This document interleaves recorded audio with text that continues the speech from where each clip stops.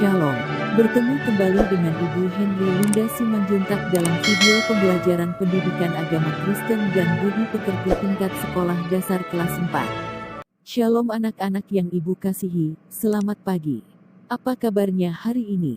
Shalom juga Ibu Linda Simanjuntak. Kabar saya baik dan luar biasa Ibu. Shalom Ibu Linda Simanjuntak, selamat pagi. Kabar saya hari ini baik dan luar biasa Ibu. Shalom juga Ibu Linda Simanjuntak, selamat pagi Ibu. Kabar saya baik dan luar biasa Ibu.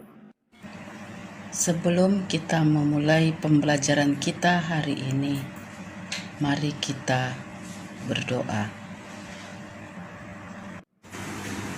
Anak-anak, hari ini kita memasuki pelajaran ketiga dengan judul Allah Penolongku yang Setia. Bahan Alkitab dari 2 Raja-Raja pasal 5 ayat 1 sampai 14.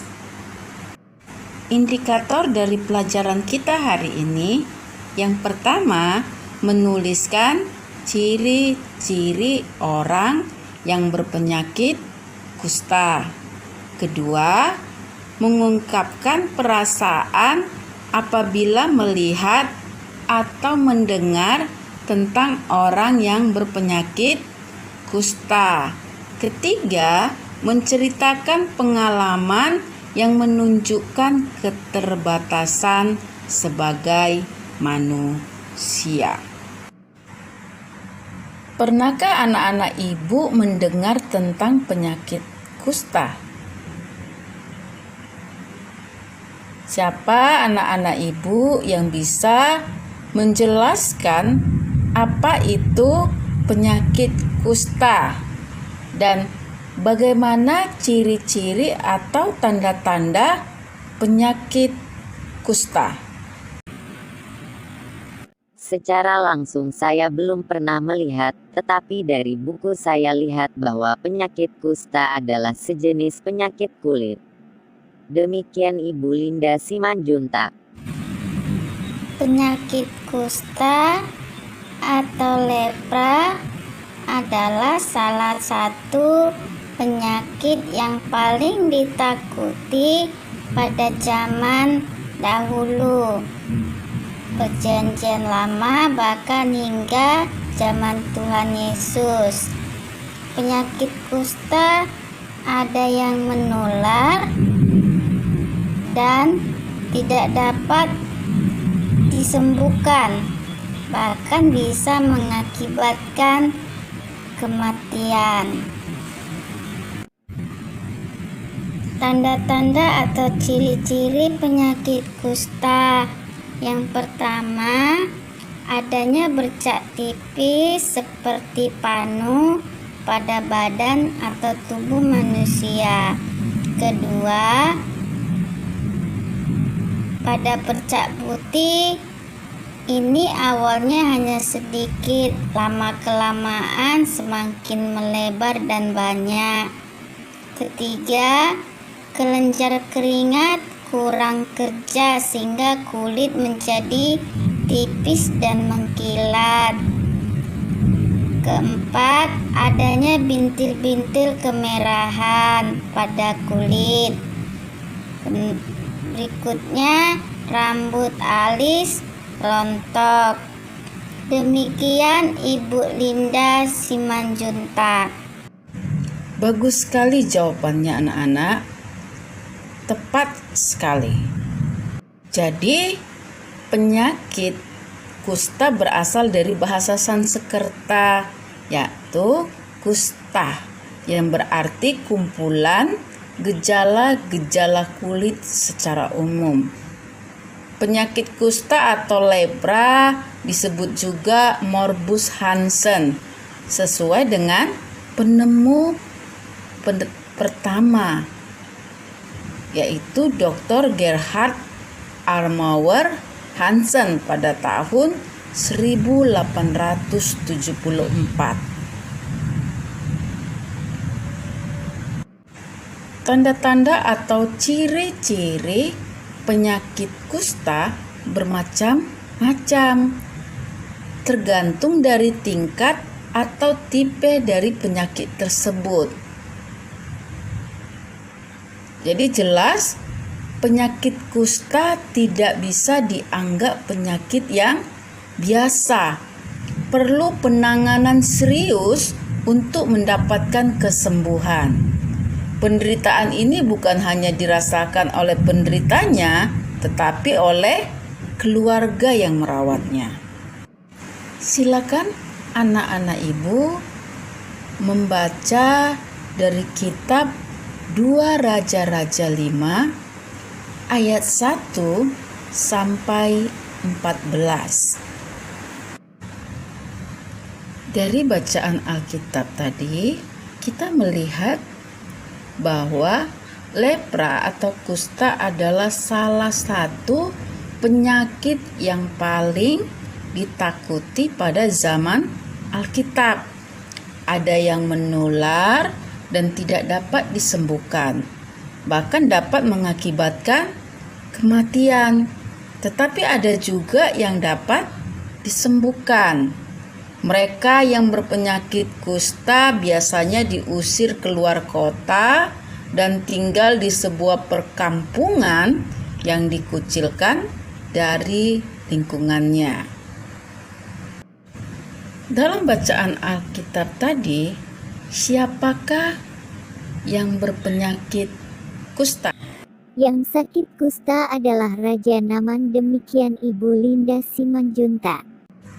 Anak-anak, apakah Raja Naaman bisa menyembuhkan penyakitnya sendiri? Bagaimana dan siapa yang menyembuhkan sakitnya itu? Naaman tidak bisa menyembuhkan sakitnya sendiri. Naaman memohon bantuan Nabi Elisa. Demikian Ibu Linda Simanjuntak. Naaman tidak bisa menyembuhkan dirinya sendiri. Raja Naaman disembuhkan oleh Allah melalui Nabi Elisa. Demikian Ibu Linda Simanjuntak. Bagus sekali jawabannya anak-anak. Kita bisa melihat kisah ini sangat menarik bila kita melihat cara Allah menyembuhkan Naaman melalui Elisa. Naaman sebagai seorang pahlawan yang dihormati banyak orang, Naaman tidak bisa menyembuhkan sakitnya sendiri. Dia harus mengikuti perintah Elisa supaya dia mendapat kesembuhan. Contohnya dia pergi mandi 7 kali di sungai Yordan, baru dia akan sembuh. Naaman melakukan semua apa yang diperintahkan oleh Nabi Elisa. Dari kisah ini kita belajar bahwa Naaman, seorang panglima besar, tidak mampu menyembuhkan penyakitnya. Hanya satu yang bisa menyembuhkan penyakitnya, yaitu Allah sendiri. Jadi, kita harus bersyukur atas pertolongan Tuhan. Sebab, sehebat apapun kita, tetap manusia penuh dengan keterbatasan. Pertolongan Tuhan kita butuhkan dan rasakan, bukan hanya ketika sedang bersukacita, tetapi juga ketika dalam pergumulan atau masalah. Pertolongan Tuhan itu menunjukkan bahwa Allah tidak pernah meninggalkan kita. Tuhan selalu bekerja dalam hidup kita.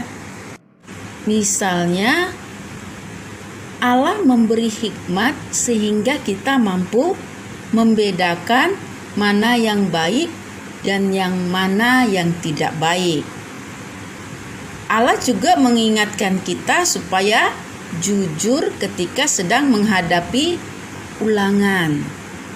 Allah juga mengingatkan kita untuk bersyukur atas makanan, minuman, keluarga, dan lain-lain. Untuk lebih memahami makna pertolongan Tuhan dalam hidup kamu, silakan anak-anak ibu menuliskan satu pengalaman yang kamu yakini sebagai bukti pertolongan Tuhan dan bahwa Tuhan bekerja dalam hidupmu. Anak ibu, pecahkan sandi rahasia berikut dengan memperhatikan kode-kode rahasianya. Setelah kamu mendapatkannya, tuliskan makna dari kalimat tersebut. Jika dihubungkan dengan pelajaran kita hari ini, Allah penolongku yang setia.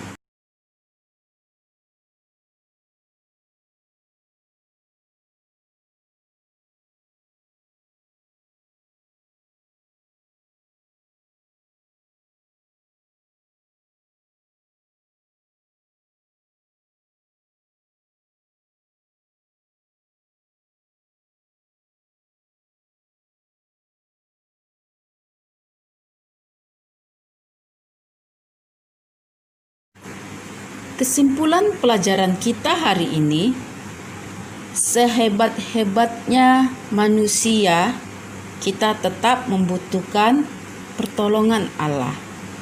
Baik ketika kita mengalami sukacita maupun ketika kita sedang mempunyai masalah atau duka cita. Seperti yang dihadapi oleh Naaman ketika ia sedang sakit kusta. Naaman percaya bahwa Allah adalah Allah yang berkuasa. Hanya Allah lah yang bisa menyembuhkan dia dari penyakit kustanya. Kita pun harus menyadari bahwa kita tetap membutuhkan Allah karena dia sumber pertolongan kita yang utama. Tidak ada yang bisa menandingi dia. Mari kita tutup pembelajaran kita hari ini dengan berdoa. Allah Maha Baik, terima kasih atas semua pertolongan Allah bagiku. Allah selalu menyertai dan menolong ketika aku sehat atau sakit, gembira atau sedih, dan dalam setiap keadaan. Terima kasih untuk semua kebaikan Allah dalam hidupku. Dalam nama Tuhan Yesus Kristus, kami berdoa. Amin. Sampai di sini pembelajaran kita hari ini. Sampai bertemu di pembelajaran berikutnya. Kiranya Roh Kudus menolong dan memampukan kita. Tuhan Yesus memberkati kita semua. Terima kasih Ibu Linda Simanjuntak. Tuhan Yesus memberkati Ibu. Terima kasih Ibu Linda. Tuhan Yesus memberkati Ibu. Terima kasih Ibu Linda Simanjuntak. Tuhan Yesus memberkati Ibu Linda. Jangan lupa untuk subscribe dan like, juga share dan beri komentar yang positif. Terima kasih sudah menonton video pembelajaran pendidikan agama Kristen dan budi pekerti tingkat sekolah dasar kelas 4 yang telah dibawakan Ibu Hendy Linda Simanjuntak. Semoga bermanfaat dan jadi berkat bagi kita semua.